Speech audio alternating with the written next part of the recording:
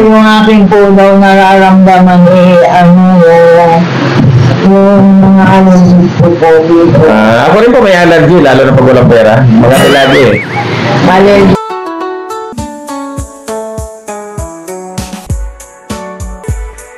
Ayun po nga sabi na ang kaibigan ko, problema ko nga po daw ang gamot, lumapit ka kay Captain Panty. Ay, hindi naman po ako Mercury eh. Tapos yung Mercury kayo po. Araw po yung gamot. Hindi po ba dati kayong BSW? BNS po. BNS? Nutrition. Sa Barangay San Juan. Ano po pangalan nila ate? Aniseta Umali po. Aniseta Umali. Kaya... Babes.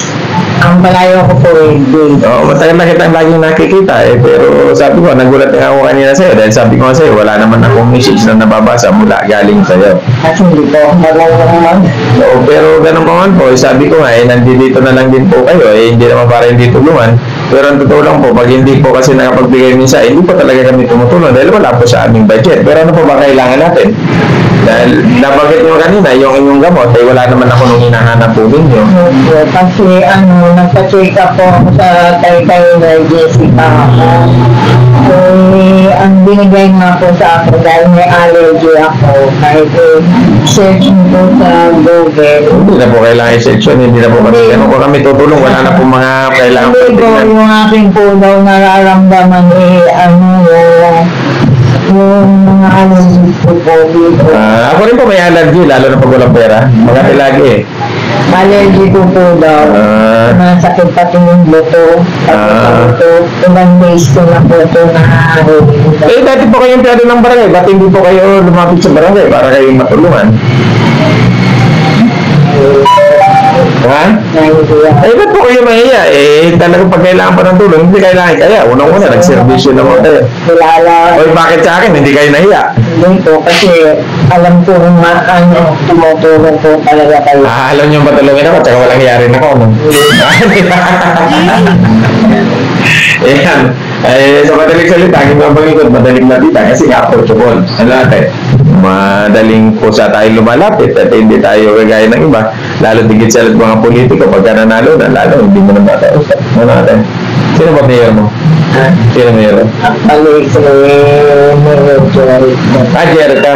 Ngayon, sino may mayor mo? Tanong lang, wala naman ako ini-endorse. Hindi ko pa po alam po sino. Talagang marami po ang parang tatakbo niyo. Oo nga, sa palagay mo, sino mas magaling? Yung dati o yung ngayon? Sino mas magaling? Wala naman problema, wala naman tayo masama ibig sabihin. Pwede mo sagutin, pwede mong hindi. Sa akin naman wala akong ini-endorse. Pero ako ate, mamimili ng mayor sa dalawa. Dalawa lang pagpipilihan ko, si Alan at si Jory. Dalawa lang naman ang pagpipilihan ko. Maliban sa iba, hindi yan siguro kasama sa pagpipilihan natin.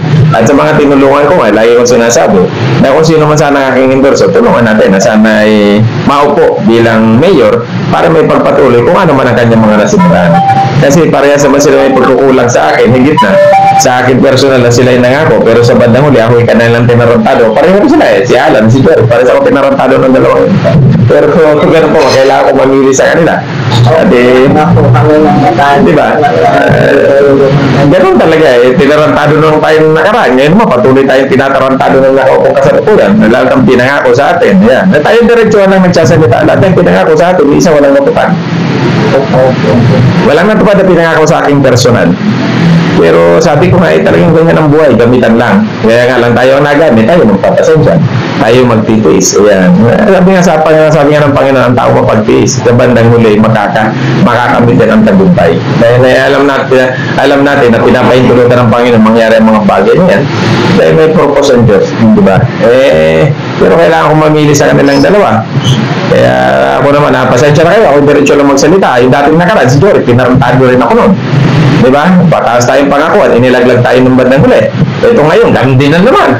Pinangakuha na naman ako. Alam niyo naman, umpisa talagang hindi gusto sa kanya. Pero dahil nga tayo nagkakausap-usap, kumpare ko pareho. Ako yung sumama sa kanya sa pangako, may mga pangako sa akin. Ang pangako niya naman, Pag ako'y kumita, tinutulong din naman sa mga taong nangangailangan. Pero nga lang, hindi natupad. Pangako mo, hindi natupad. Sa totoo po,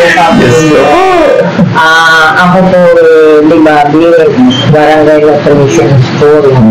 Ako po ang nangalang chairperson ng buong barangay ng Taytay. Pero, hindi na po ako lumapit sa So, pagka, halimbawa ate, nahiya ka lumapit sa kanila, sa akin hindi. Opo. Pag ako may endorse ngayon, susundin mo kaya ako? Opo. Alam mo ba ate, ganito yan. Kapag ako kasi may endorse ang mayor, bago ko siya endorso, makikipag-usap ako sa kanya para hindi na ako muling tarong-taduin. Diba? Dahil kailangan, makako siya sa akin para sa taong bayan. Dahil hindi naman ako nangangailangan sa kanila eh. Hindi naman ako mayaman, pero kailangan hindi ako lumapit sa kanila ng personal kong pangangailangan. Para sa kanya, hindi kaya ng programang Munting Link na tulungan ang sino man, lalapit tayo sa mayor para maibigay ang tulong na hindi ko kayang ibigay. Ganon din naman, pag may lumapit kay mayor na hindi niya na kaya accommodate, pwede pumunta sa programang Munting Link para matulungan, di ba? Hindi ka kaya ngayon, gaya ng karaan. Parang ilalapit natin sa kanya, lapipilahin ng matagal, pababalikin ng paulit-ulit, buwan na bililang, wala nga. Gutom na, patay na nga yung humingi. Namatay na yung humingi, nailipin na humingi, wala pa yung humingi. O, di ba? Yan, mga walang yan kayo. Di ba, ate? Hindi lang naman sa Taytay, maraming gano'n na natin. Ha? Wala ako, hindi ka naman nagsasalita laban sa kanila, di wala naman pinapangaranan. Sila yung nag-guilty, sila yun. Di ba? Marami pipila ka. Pero pag eleksyon, kahit naglalaba ka, kabayan ka na, yayakapin ka ba? Ay, Diyos ko. Pero kung naman natin, wala akong gamot na hinihingi mo. Pero sabi ko, hindi ko naman sasayangin ang pagkakataong ito para hindi kita matulungan. Diba? Sa lahat po ng mga pumupunta dito sa aking hanap buhay at hindi ko po kayo tinawagan at lalo hindi ko po na-replyan ng mga inyong mga chat, huwag po kayong biglang pupunta rito dahil wala po kayo sa schedule at sa budget na aking tutulong. Ito nga lang si ate, person na nating kilala at matyagang naghihintay. Naghihintay po siya mula kaninang alas 10 ata, alas 11. Bago tayo nag-assign papawid, ay obligado tayong tulungan dahil pinaghintay po ng inyong abang lingkod. Diba? Pasensya na kayo sa mga politiko. Hindi ko kayo personal na tinatake. Ang inaatake ko lamang yung mga gawain na hindi kaya-aya sa akin. Para sa akin, hindi kaya-aya para sa taong bayan. Dahil marami tayong mga taong kababayan na pinangakuan ninyo, manalo lamang kayo. Pero pagkatapos yung manalo, ano ginawa ninyo? Kinalimutan, kinaligtan ninyo lahat ng inyong mga pangako. Gaya sa inyong banglingkod, personal akong pinangakuan, ha? Harap-harapan. Ayan. Nakikinig pa ang aking mga kaibigan sa pangako. Wala. Eh di lalo na kayong mga yung tawad, di ba? Para tulungan. Pero talagang ganyan ang buhay eh. Ganyan talaga ang buhay. Di ba ate? Kaya pasensya na kayo. Ako'y walang personal na galit kanino man. Ang inaatake ko lamang ang kanilang mga gawain. Pero ganun pa man ate, pagkakaloban kita ng pambili ng gamot para mabili mo ang gamot ang iyong pangangailangan. Ang masasabi mo ate? Maraming salamat po, Kap Edward. Talagang makirot na makirot ang ano po. Makirot ang pambulsa? Hindi po. Ha? Ito, yung ano po, talagang masakit daw yung sabi ko. Akala ko makirot ang bulsa mo ko sa akin doon. Makati ang bulsa ko eh. Wala pera eh. Ha? Yan po sa inyo pong lahat. Ito po si ate. Ate, ang pangalan ate? Malayo po, walang kilala sa Babes Umali. Ayan, si Ate Babes Umali, nagpunta po sa inyo ang buong lingkod sa ngalan po ng programang Munting Link, nagbaka sakali na siya itutulungan. Hindi po ito kagaya ng serbisyo publiko ng ating munisipyo o barangay. Hindi lang naman sa barangay San Juan, na ikaw ipababalikin pa. Ang inyong mga lingkod, kapag kayo narap, automatic tutulong. Wala nang balik-balik. Kung ano kaya kayong abot, yun ang tatanggapin mo. Di ba, ate? Kumain ka na ba, ate? Hindi pa po, pag-uminga lang, pagkakalong may pagkain.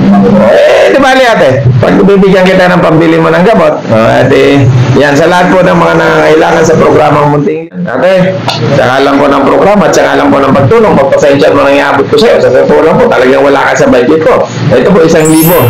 Pagdamutan mo na. Tawag po ito sa pambili kung ng aritat na. Kung ano masasabi mo ate, na wala nang pila-pila, ano? Maraming salamat po talaga. Tama po yung sabi ni Ate Dorothy na lumapit talaga ako sa inyo. Kasi una-una noon pa, pag nakita nyo kami nag-iito, Inaabutan mo po kami ng pangmeryenda.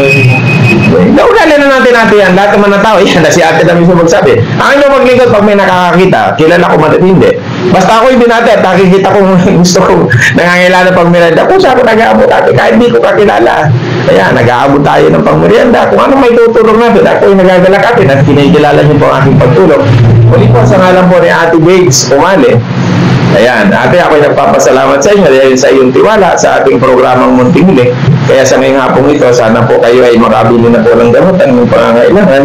At sana po, patuloy niyo pong subaybayan ang aking vlog. Ayan, share, panoorin niyo po. Nakikita niyo. Kaya mag-message ka mo kayo sa Facebook page ni Cap Edward. Ayan, EduCap Edward Panda. Edward Panda sa Facebook page. Pag-message sila, pag na-replyan namin, saka sila pupunta. Ayos ba, ate? Salamat. Ayan, magandang araw sa iyo, ate.